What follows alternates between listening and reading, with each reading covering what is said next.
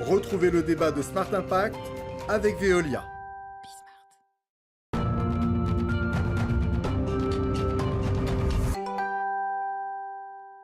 Et je vous présente les invités du débat de Smart Impact tout de suite. Franck Bénard, bonjour, bienvenue.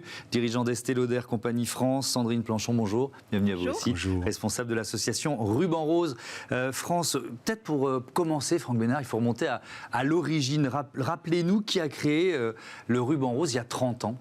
Et oui, l'histoire du Ruban Rose et du groupe Estée Lauder finalement est intimement liée puisque il y a 30 ans, Evelyne Lauder, dans son combat, créait effectivement le Ruban Rose et depuis, eh bien, tous les ans, nous continuons ce combat à travers le monde et aussi en France. Donc c'est un engagement majeur du groupe Estée Lauder. En quoi consiste l'action de l'entreprise ? C'est de l'argent ? Ça consiste en quoi ? Eh bien, l'action, elle est multiple. Hein. Oui. Nous apportons à l'association Ruban Rose un soutien financier, un soutien de ressources, un soutien d'experts, un soutien de gestion courante. Nous essayons d'aider l'association à avoir beaucoup plus d'amplitude parce que le groupe, évidemment, a une certaine rayonnance sur le marché français et ça aide l'association à tout simplement rayonner sur le marché français. Je crois que c'est effectivement une association, pour le coup, qui est extrêmement vitale et qui apporte ses fruits.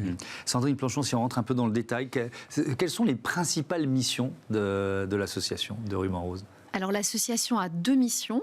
La première, c'est de sensibiliser et d'informer le maximum de femmes avec un message majeur qui est la détection précoce de ces cancers du sein, parce qu'il y en a plusieurs. Ils ne sont pas tous de même nature et pas aussi agressifs les uns que les autres. Ouais. Donc sensibiliser, informer. Et la deuxième mission, soutenir la recherche. Par un soutien à des projets ciblés chaque année au travers de prix qui s'appellent les prix Ruban Rose. Oui, on y reviendra. Et évidemment, si on commence par un focus sur la pédagogie, en quelque sorte, oui. Ça passe par quoi ? C'est des campagnes d'information nationales, un peu plus pointillistes localement ? Comment ça fonctionne ? Alors, c'est une grande campagne dans ce mois qu'on a la chance d'avoir. C'est quand même pour une cause de santé publique, une chance d'avoir une rayonnance. Il n'y en a pas tant que ça, donc d'avoir un mois complet, c'est bien. Ouais. Absolument, chaque cause de santé publique n'a pas cette opportunité, donc on la saisit et on déploie le maximum de communication pour informer, sensibiliser. Donc on a une campagne, on a eu la chance cette année d'avoir une campagne qui était portée par 3 femmes, qui ont traversé le cancer du sein, 3 femmes qui ont mis leur notoriété au service de la cause pour justement parler au plus grand nombre de femmes. Evelyne Delia, Claudia Tagbo et Alice de Tollenaire. Donc elles ont 3 âges différents, elles ont en commun d'avoir traversé cette maladie et donc de pouvoir parler de par leur âge et de par leur notoriété et de par leur activité à des publics différents. Et c'est ce qu'on recherche, c'est vraiment toucher un maximum de femmes et leur dire un message assez simple qui est aller voir un professionnel de santé, qu'il soit votre gynécologue, votre médecin généraliste ou les sages-femmes, ne les oublions pas, pour vous faire palper les seins. Et puis, aussi, prenez soin de vous et regardez par un geste qui est l'autopalpation s'il n'y a pas d'anomalie ou de changement notable.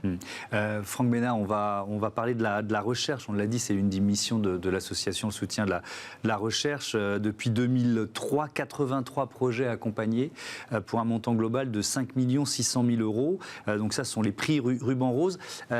C'est quoi la démarche déjà ? La démarche globale, il y a une démarche de financement, je viens de parler d'argent, de choix aussi des projets. Comment ça fonctionne ? Alors, 2 choses. Premier point, effectivement, nous organisons et coordonnons la collecte de fonds en partenariat avec précisément 87 mécènes. Et dans leurs activités, ils nous aident à récolter les fonds pour soutenir la recherche.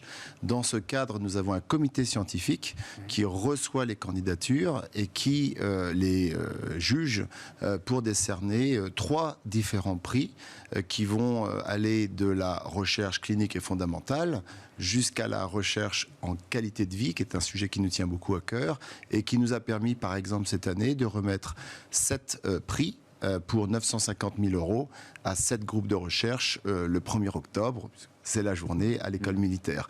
Donc dans ce cadre, effectivement, nous essayons d'avoir un scope extrêmement large qui nous permet de travailler sur l'esthétisme, sur la recherche. On accompagne des associations, c'est aussi une particularité de notre association, c'est d'accompagner les autres associations, avec le grand plaisir d'avoir accompagné cette année une association des Antilles. Donc vous voyez qu'effectivement le scope est le plus large possible, parce que nous considérons que c'est aussi notre mission d'aller au plus large, accompagner les malades. Oui, c'est-à-dire qu'il y a la recherche fondamentale et puis il y a aussi l'accompagnement des malades. Donc là, c'est plus... quand vous parlez de bien-être, si on rentre un peu dans le détail, ça veut dire quoi? Quel type de projets peuvent être ou ont pu être récompensés dans ce domaine-là? J'ai envie de vous parler du projet, par exemple, on a accompagné les Sœurs d'encre. Donc si vous décidez de ne pas aller jusqu'à la reconstruction, vous pouvez décider d'utiliser le tatouage, donc, qui est reconnu par nos comités scientifiques comme une propriété médicale et évidemment psychologique, et qui aide à la reconstruction, là pour le coup psychologique, du malade. Donc ça va effectivement d'un accompagnement en maison, pour des maisons d'accueil, jusqu'à des accompagnants comme celui que je viens de préciser. Sandrine Planchon, si on reste sur cet aspect des prix Ruban Rose, il y a beaucoup de candidats, parce qu'évidemment il y a des lauréats chaque année, mais est-ce qu'il y a tant de recherches que ça? Est-ce qu'il y a tant de candidats pour éventuellement bénéficier du soutien d'Estée Lauder et d'Octobre Rose? Alors, comme Franck l'a souligné, en qualité de vie, ce que vous appeliez bien-être, mais donc améliorer tant que faire se peut la qualité de vie des patientes, c'est vraiment en augmentation chaque année. C'est pour ça qu'on a créé cette année un prix supplémentaire. On en avait 2 auparavant, on en a 3 depuis 2022, puisque notre but c'est alors il y a beaucoup de demandes sur cette catégorie et également aussi bien sur le Grand Prix que sur la recherche qu'on nomme Avenir, donc sur des projets de recherche plus novatrices. C'est intéressant ce que vous dites. Ça veut dire que cet aspect qualité de vie, il était un peu passé sous les radars pendant des années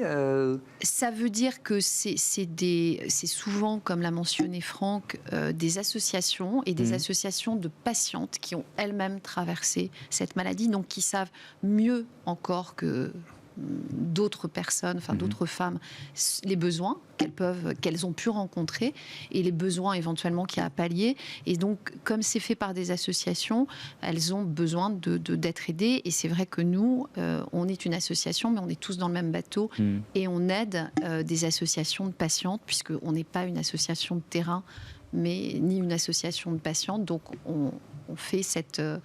on forme cet écosystème et on aide les autres associations. Vous parliez des mécènes, Franck Bénard, parce que ça veut dire, il y a Estée Lauder qui est, on l'a dit, à l'origine du Ruban Rose, mais il y a d'autres entreprises qui sont engagées à vos côtés, qui permettent finalement à la recherche d'avancer, aux malades d'être mieux accompagnés?